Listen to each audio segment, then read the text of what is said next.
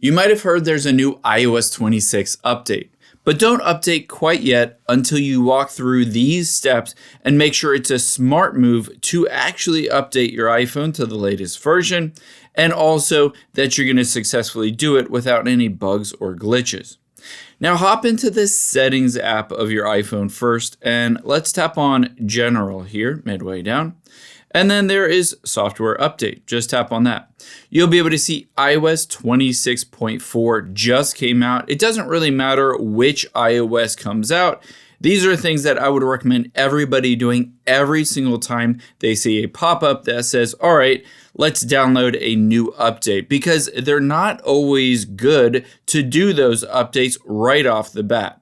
You can see one thing is it takes up 14.68 gigabytes to be able to download this, almost 15 gigabytes.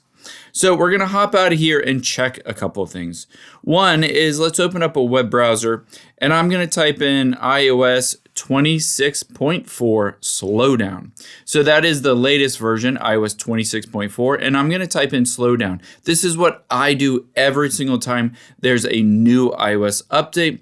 And on here, you can see at the very first result, iOS 26.4 is smooth as butter. If you see a lot of posts and threads about people saying that it slowed down their phone, that it drained their battery life, then you might want to hold off until they have some iterations like 26.4.1. And then they might have fixed that issue, and then you can update. Now, the next thing I would recommend doing is checking your speed, your internet speed. So let's type in speed test onto Google and hit run speed test. Again, it needs to download almost 15 gigabytes worth of data onto your iPhone, and then it will update. So if you have super slow internet and you hit, okay, I want to install the update, it might just take forever, hours and hours.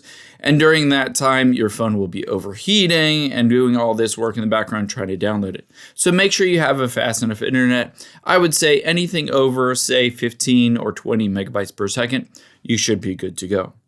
The next thing we're going to do is head into the settings, because while you might have fast enough internet speed to be able to download this, you might not have enough space on your iPhone. So let's check to make sure you have enough space. But before we do that, if this helps you so far, hit that subscribe button down below.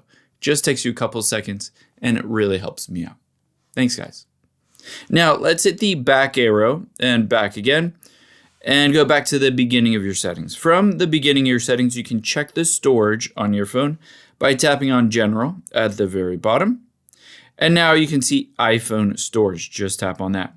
Here you'll be able to see how much you have used of the total capacity. And in my case, I have 49 gigabytes worth of data left on my phone. So I have enough to download the 15 gigabyte, basically new iOS, as it goes through the process of downloading it and updating it. You need enough space on here to be able to update it. Otherwise, you can always just get a cable and plug in your phone to a computer, a Mac or a PC, and then download it through the computer. But that's just another step that a lot of people don't want to do.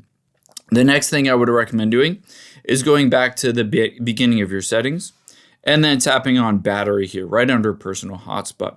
Keep in mind, your iPhone will not update to the latest version of iOS if you're under 50%.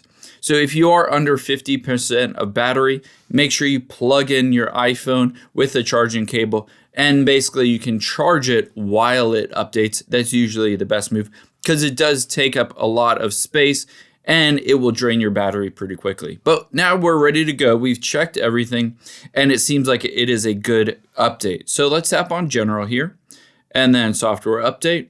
And now all you need to do is choose whether you want to update it now or update it tonight. In my case, I'm just going to choose Update It Now because I'm ready to go.